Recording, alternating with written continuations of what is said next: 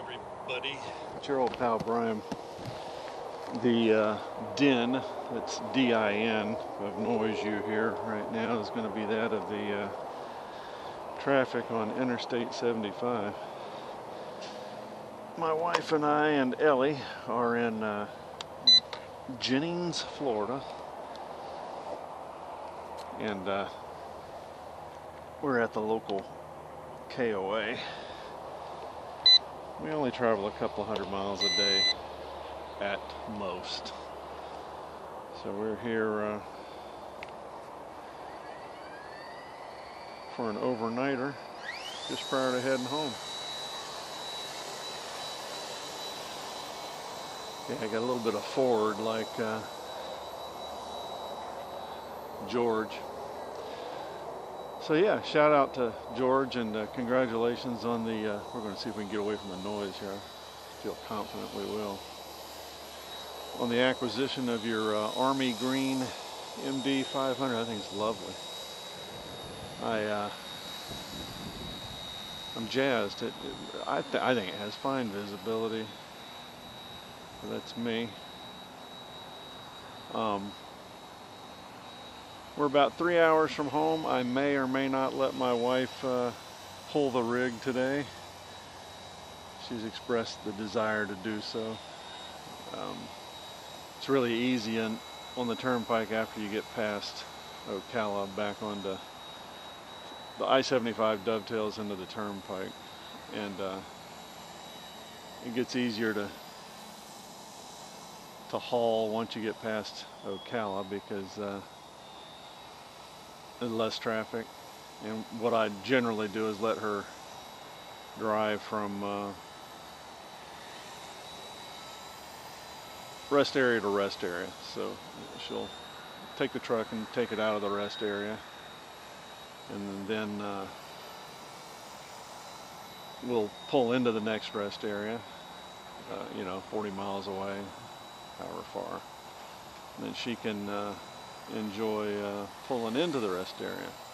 And that, in case something bad happens. And I'll tell you what happened the other day. So at our first stop after we left North Carolina's beautiful campground, we've been there previously, and they had a little arts and crafts show, and wifey wanted a ring and asked me if I'd go back to the table where she was and get it. Well, there's an old man in front of me with a mixed breed dog on a lead, and I've done this 1,000 times, and I obviously won't be doing this anymore.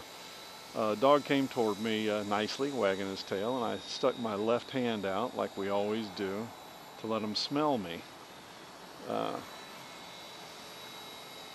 He came toward me, wagging his tail, and then I heard a low growl.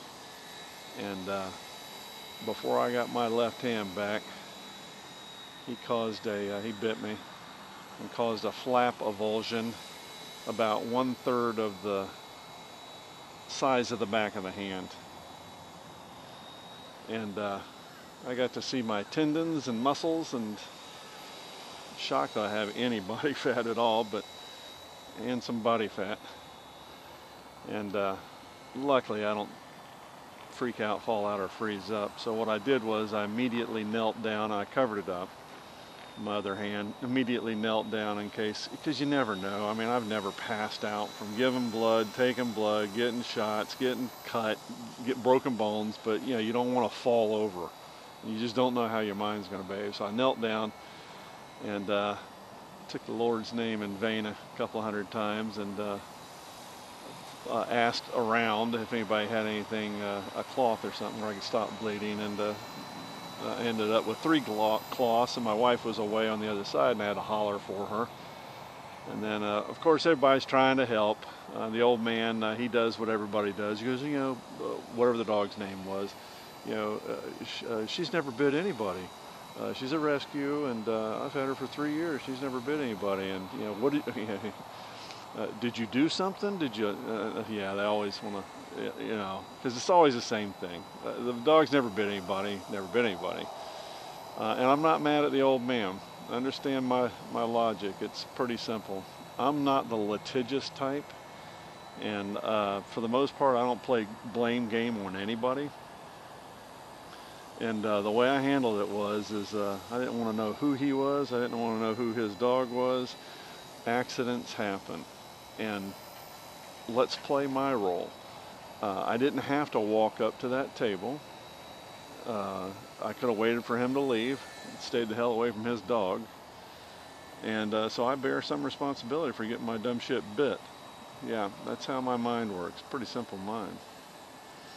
So the staff says, oh, we'll have somebody drive you to the hospital. We pass it on the way in. And I says, no. They wanted to drive me. They volunteered. And other people volunteered to drive me. And I go, no. I'm not going to bleed out. Let me just get my truck unsnapped, because we're going to just leave the truck snapped to the rig. And that's what we did. We went to the hospital. The hospital was lovely. A small hospital, but beautiful. And speaking of beautiful, the young lady who triaged us, her daddy was a retired game warden and retired at the same time I did. That is so cool. The nurse practitioner, Brent, who sewed me up, did an excellent job. And well, I was happy about that. And they had to leave the...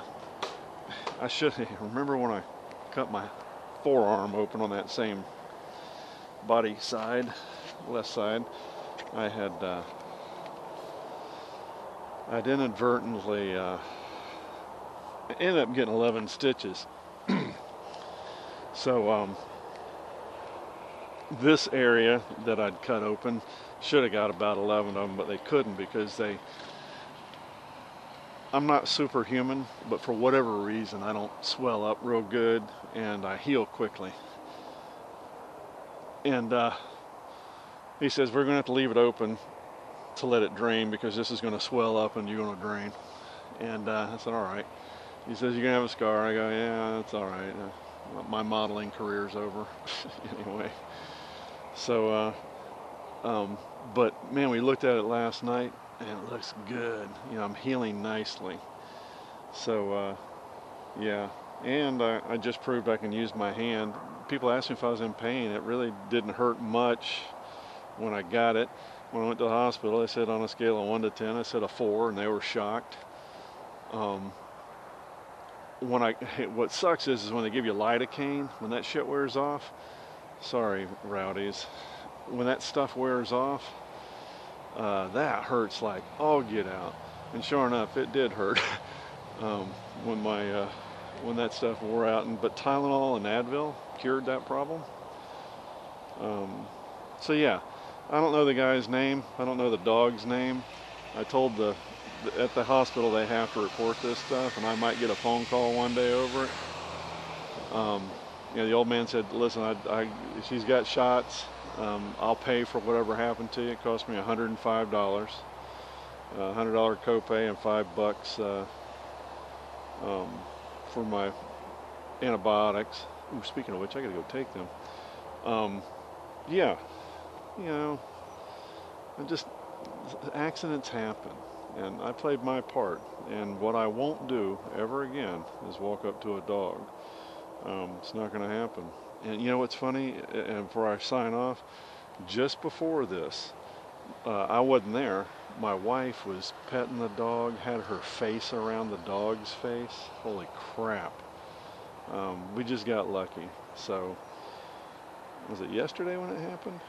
No, day before yesterday. So, the way my mind works, it's a simple mind, is that 2 days ago was a good day.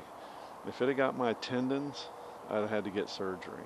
If it would have really let into me, it would have destroyed my left hand, and probably my right, is because I would have reached up there like you do in a farming machinery accident to try to get your hand out. It ate up my right hand. Yeah, that day was a good day. It was a cheap lesson, and there you have it. All right, we're going to be heading home here real soon. All the best to you and yours there again, George. I know you're fixing to go through some S. Silence is probably a good thing. That way nobody gets out of hand. Dale, as always, it was great watching your doubleheader with the aircraft. And I'll talk to you all in the coming days. Shrimp.